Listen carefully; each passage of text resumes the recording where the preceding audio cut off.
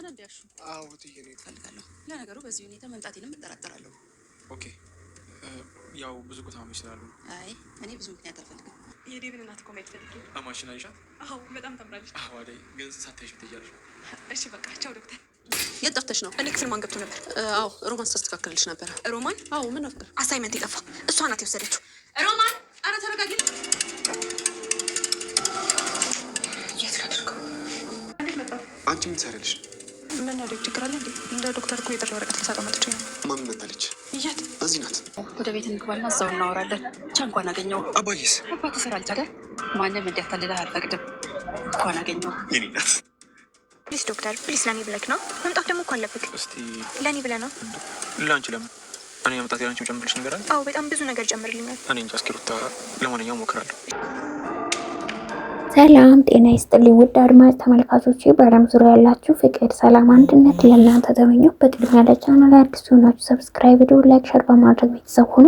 ሰራተኛዋ ድራማ ዛሬም አስገራሚና አስተማሪ ቁም ነገር ሀሳቦችን ልናደርስ ወደናል። እናንተ እስከ ቪዲዮ ፍጻሜ ተከታተሉን። የአደይና የዴቭን ሰርግ ለመታደም መሆን እንግዲህ ለሌላ ጉዳይ የዴቭ እናት ዛሬ ላይ ከሀገር ውጭ ወደ ሀገር ውስጥ መታለሽ ማለት ነው። በሌላ በኩል የተመለከትነው ደግሞ አሹ ወደ ቤት እንዲመለስ እትዬ ስለጠየቁት ተመልሶ መጥቷል ማለት ነው። ነገር ግን ደግሞ መምጣቱ እጅግ በጣም እንደደበረው ተመልክተናል። ሮማን በምትናገረው ነገር አንቺን አላወራውሽም ሲልም በቁጣ ሲመልስላት ተመልክተናል።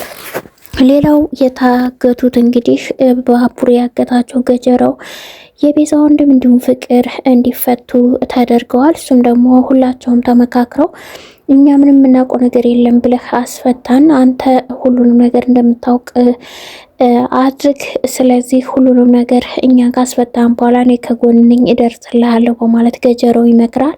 ፍቅርም ቢሆን አዎ ሮማንም ሆነ ማንም አደይም ብትሆን ዶክመንቱን ካገኙት ጉዴ ነው ከቤት ስትልም በስጋት እንግዲህ ተማጽኖ ተለምነው ፈቷቸዋል። ነገር ግን አሁን ላይ ሁሉም ነገር ዶክመንቱን አምጣ እያለም ሲጠይቀው ባቡሬ ዳኒን የቤዛን ወንድም እህቴ ካልተፈታሽ በፍጹም እያለ ነው።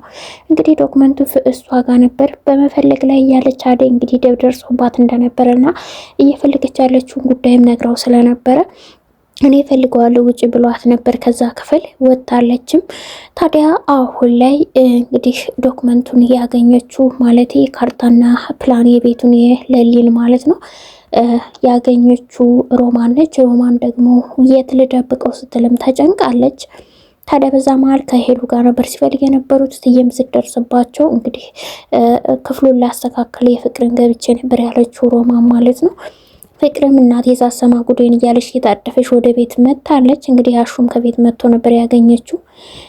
አጅሬስ ሲላትም ዝም ብለው ነበር ተናዳ የገባችው። የዴቭ እናት በጣም ሁሉ ነገር ከንጽህና እስከ ብዙ ነገር ባህሪዋ ትንሽ ከባድ ስለሆነ ያለቻችሁን ሁሉ ሽበሉ ተብለው ከቤት ተመክረዋል። ልብስም ቀይረው ዘንጠው ቤቱን አስተካክለው እየጠበቁ ነው።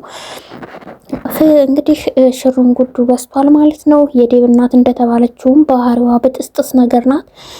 ቀድማ ወደ ሕክምና መሄድ ነበረባት። የምትወስደው ቫክሲን ወይም ክትባት ስለነበረ ወደ ዶክተሩ ቢሮ ሲወስዳት አዴን አግኝቷታል። ዴቭም ደንግጦ ነበር በሰዓቱ እዛ ሲያገኛት። እሷ ግን ምን ሆንክ? ጭራሽ የሰርግ ጥሪ ወረቀት ልሰጠው መጥቼ ነው ዶክተርን ስትልም ተናግራለች። እውነትም እንደዛ ነው ሄደችበት አጋጣሚ። ዶክተርን በደስታ ነው እንግዲህ ያው ፈገግ እያለ ውስጡም እያደረ ቢሆን እየተቀበላት ማለት ነው። ያው ይወዳታል እንግዲህ ከደስታዋን ከሰርጓ እንዲታደምም ፍቃዱን እንግዲህ ፍቃደኛ እንደሆነም ነግሯታል ማለት ነው። ዴቭም በዛ መሀል ስለ እናቱ አሁን ላይ ሕክምና መርፌ ልትወጋ ክትባት መታለች እንድታይሽ አልፈልግም ብሏታል።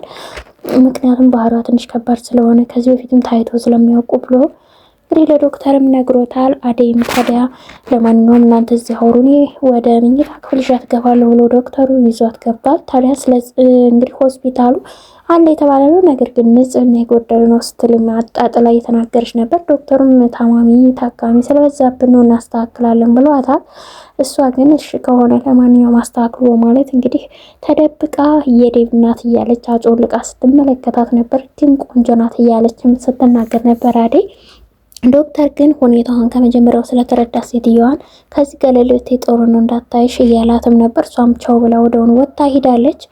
በሌላ በኩል የተመለከትነው እንግዲህ አሹ ያው የፍቅሩን ጉዳይ የሮማንን ጉዳይ በብዛት በጣም አውርቶበታል። ወደ ገጠርም ሊሄድ እንደሆነ እሷ እሺ ካላለችው እዛም ስራ ሊለቅ እንደሆነ ተናግሯል አበበና ሄለንም ልታወራት ብትሄድ ያው ነገሩ ሌላ ጉዳይ ሆኖ ያው የዴብና ልትመጣ ስለነበር ስራ እንድታግዛት እንጂ ሮማን ቁጭ ብላ ጊዜ ሰጥታ ልታወራትም አልቻለችም። እዛው እየሰሩ ስለነበር ማለት ነው። አሹም ሲሄድ እንግዲህ ታለቃሽ መተሽ እዚሁ ሰራተኛ አጋዥ ሆንሽ እያለም እንግዲህ ሲናገርም ሰምተነው ነበረ። አሹ እዛ ቦታ መቀጠል እንደማይፈልግ አሁንም ቢሆን ተመልሼ እዚህ ቤት መጣሁ መሄድ አለብኝ ሲልም ተናግሯል። ለትዬም ቢሆን ለወራሽ ነው የመጣሁት ብሏት ነበር። ሌላ ጊዜ እናወራለን አሁን ጊዜ የለኝም በማለትም እንግዲህ ነገሩን ዘጋግታበታለች። ሮማን ጋርም ተኮራርፈዋል እስካሁንም። ስለዚህ እሷን ብዬ ነበር ከልጅነቴም ከጫኔና ከደመቀ እጅ እንዳትገባ ነበር ጸሎቴ በማለት እንግዲህ ደመቀም ቢሆን ስለ አሹ ፍቅር እና ስለ ሮማን ሲያወራ ነበር ዛሬ ላይ ማለት ነው። ነገር ግን ደግሞ እጅግ በጣም አሹ ተጎድቷል። ዛሬ ላይ አበበም ሲመክረው ተረጋግተው ወስን፣ አሁን በወሰንከው ውሳኔ አትጮህ እያለው ነው። ፍላጎት ካልሆነ ላስገዳት አልችልም፣ እኔ ራሴን መሆን አለብኝ፣ ገጠር መግባት አለብኝ በማለት በኋላ የሚጸጽታ እንዳታደርግ ብሎም ሲመክረው ተመልክተናል። የአደይና የዴብ ጉዳይ ታዲያ ሰርጉን ሆኖ ሊሰረግ ነው። ዛሬ ላይ ለባቡር የምናት የሰርግ ጥሪ ወረቀት ሰጥታታለች። ታዲያ የዛ የተደበቀው የካርታና ፕላኑ ዶክመንት ፋይል ሮማን እጅ የምትደብቅበት ግራ ገብቷት የሚደርስላት አታ በምኝቷ በምተኛበት ፍራሽ ስር ደብቀዋለች። ነገር ግን ፍቅር ቶሎ ብላ ገብታ ከሰላምታም ከምንም ይልቅ የሰራቻት ተንኮል ስለምታውቅ ፋይሉን ፍለጋ ገብታለች። ይህን ፋይል ማን ወሰደው ስትልም በንዴት እንግዲህ እየጠየቀች ያለ እናቷ ትመጣለች። የት ነበርሽ ስትላትም ጠይቃታለች። ጓደኞች ጋር ብላ ያልሆነ መለዋን ሰርታለች። ነገር ግን ከክፍሌ ማገብቶ ነበር ስትል ሮማን ስትልም እንግዲህ ሮማን ናት አሳይመንት የሰረቀችው አሳይመንት እያለች ተረጋጊ ብትላት እንኳን ሮማንን በጩኸት እየጠራቻት ሄዳለች። ታዲያ ሮማንም ደግሞ ብታገኝብኝ ፍቅር ይሄ ቤት ሩዋንዳ ነው የሚሆን ይቀወጣል ስትልም ደንግጣለች። ምክንያቱም ያን ፋይል በእርግጥ ተከፍቶ ከታየና ሰው ከደረሰ ውርደቱ የሮማን ሳይሆን የፍቅር ነው ሊሆን የሚችለው ማለት ነው። ነገር ግን ደግሞ እንግዲህ ይክፈቱት አይክፈቱት ባናቅም እንግዲህ በፍራሽ ስር ደብቀው እሷ ግን ደርሳባታለች። ሮማን በድንጋጤ እንግዲህ ከክፍሏ ወጥታ ፍቅርና ቤት ለማለት የተዘጋጀች ትመስላለች። የዴብ እናት እንግዲህ ከኤርፖርት ወዳ ሽሩን ጉድ ብላ የክትባት መርፌዋን ወስዳ አሁን ላይ ወደ ቤት ጉዞዋን ልታደርግ ነው ከዴብ ጋር። ታዲያ ወደዛ ቤት ስትገባስ አደይም በእርግጥ እንዳታያት ቀድማ ተነግሯታል። እሷ ግን አደይ ግን አይታታለች ማለት ነው። ዴብም ደግሞ ደስተኛ ሆኗል። ግን በድንገት እንዴት መጣች ሳትነግርህ ያለችውም ነበረ። ነገር ግን እንግዲህ እሷ ተንኮል አስባ ሁሉ የመጣች ነው የሚመስለው። ምክንያቱም መጀመሪያ ነገር ተሰርቶላታል።